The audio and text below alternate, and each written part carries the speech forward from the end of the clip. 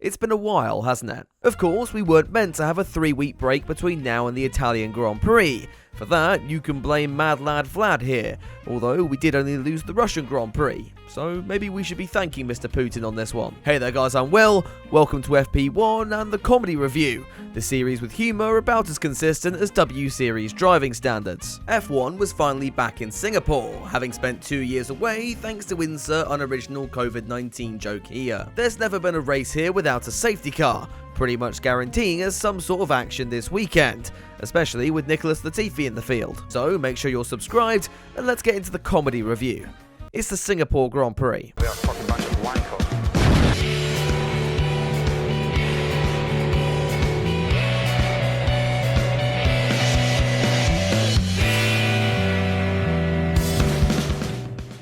3 weeks off racing provides a lot of news to cover, so let's kick things off by covering the driver market again. With Nick de Vries' stunning debut in Monza last time out, the Dutch driver has thrust himself into the running when it comes to available seats left for 2023. Though many first expected him to stay with Williams, with Red Bull getting a hard-on every time they see the colour orange, it now looks like de Vries will be AlphaTauri bound next year. That finally releases Gasly to join his playdate with Esteban Ocon at Alpine, while further back on the grid, Zhou was retained at Alfa Romeo, and Williams got rid of their most marketable driver since Pastor Maldonado. The GOAT's Formula 1 career will sadly be cut short at the end of 2022, meaning for a second straight year, I'm going to have to find another punching bag to be the butt of all my jokes next season. I'm sure we'll inevitably find our way back to Latifi later on. However, the other big story heading into the weekend revolved around the cost cap, and how some teams just didn't seem to think it applied to them. Though these rumours are yet to be officially confirmed, it's believed that Red Bull and Aston Martin went over the cap in 2021.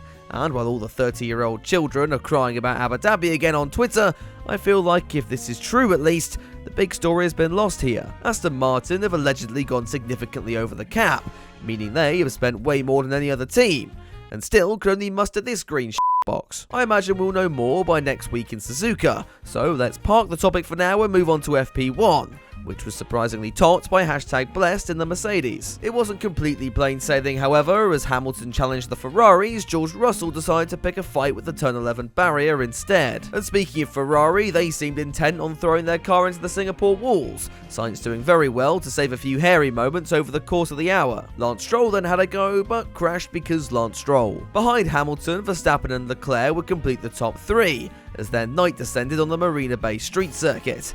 Ferrari would now turn up the heat, ending FP2 with a 1-2, Sainz ahead of Charles Leclerc. But Mercedes still weren't totally happy with their car, Russell going for round 2 with the Turn 11 wall and Hamilton testing how senile the race stewards were with his unique line through Turn 1. Pierre Gasly is hot property right now, as was his car, which caught a light in the pit lane. AlphaTauri didn't seem too eager to put it out, however.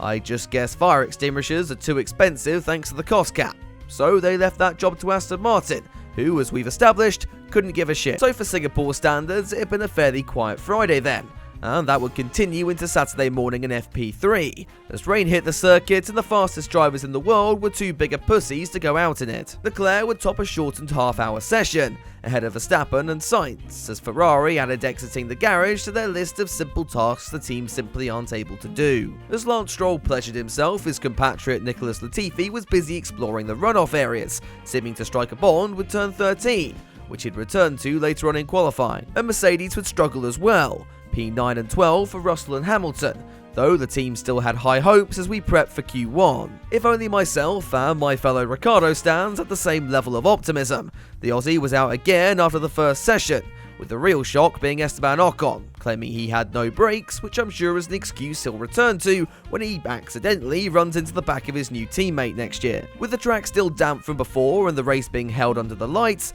it was going to be a while until the dry line emerged and the cars were able to fit the soft tyres. Everyone decided to stick with the Inters in Q2 then.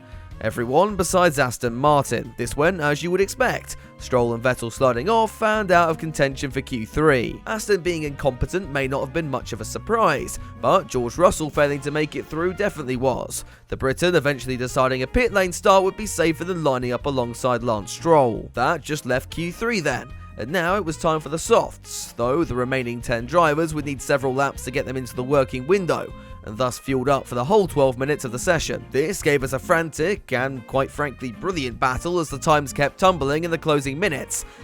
#Blessed looked like he might be set for pole position, however narrowly came up short as Leclerc and Perez relegated him to third. The only one left to challenge Charles for P1 was the second Red Bull of Max Verstappen, though he ran out of fuel on his final lap, resulting in the childish outburst as he left the team in the briefing room like Jos left him at an Italian gas station. Max would start the Grand Prix from 8th then, but would he be able to fight back for yet another win on the bounce?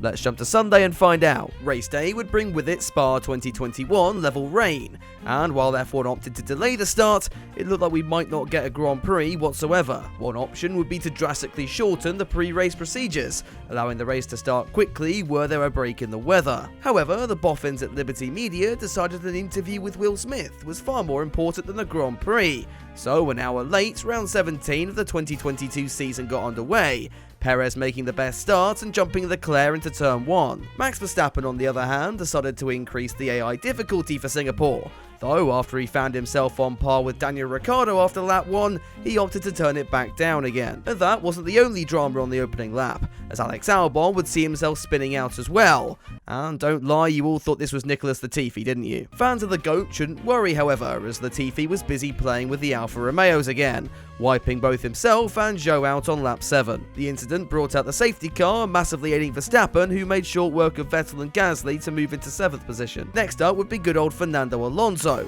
running in his 350th Grand Prix, making him the most experienced F1 driver of all time.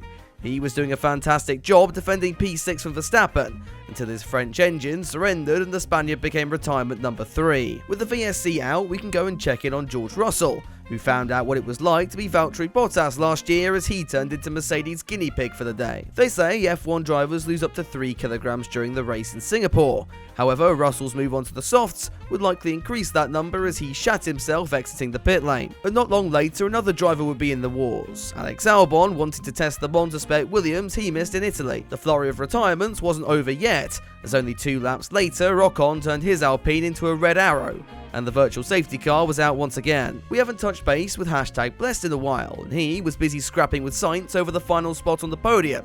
This was going well until Lewis forgot how to steer. With a damaged front wing, Hamilton was in big trouble, but it was time for the return of Mercedes sleeper agent Yuki Tsunoda, who rammed his AlphaTauri into the barriers, giving #Blessed the safety car lifeline he needed. And McLaren would also benefit here, pitting under yellow to move both Lando and Daniel into 4th and 6th respectively.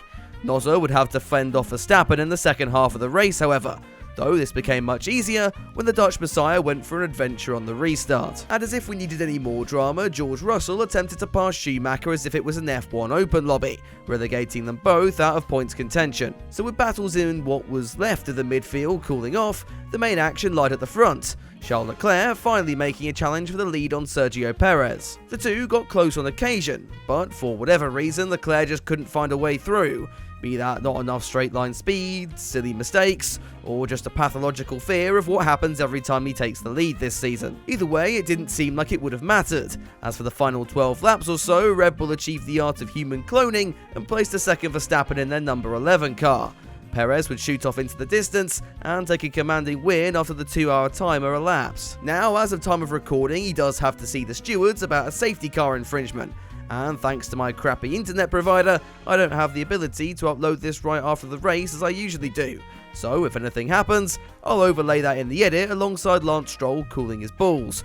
Enjoy seeing that again. In all seriousness though, that was a really exciting Grand Prix. Some pretty good overtaking, challenging conditions, and Nicholas Latifi being Nicholas Latifi, which is something we should all still enjoy while we still have it, people. The championship could have been won today, but will now roll over into next week in Suzuka. But hey, who knows? Maybe Perez's win is the start of his epic fight back. Okay, no, who am I kidding? If you enjoyed the comedy review though, be sure to drop it a like and get subscribed. Support on the video after Monza was incredible, so thank you so much and a big welcome to everyone who's joined the channel recently. And thanks also to all of my patrons. If you want to help support me in the channel, or just check out any of my other social channels, the links to all of that can be found down below in the description. Anyway, that's all from me. I'll see you soon with another video, but until then, have a good one.